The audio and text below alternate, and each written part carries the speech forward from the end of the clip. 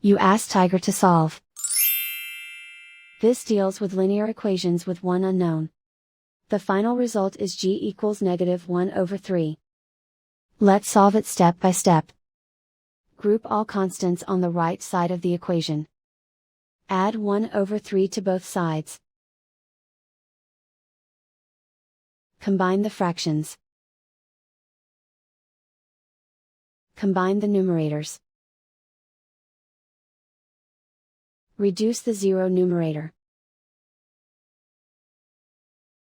Simplify the arithmetic. Combine the fractions. Combine the numerators. And so the final result is g equals -1/3.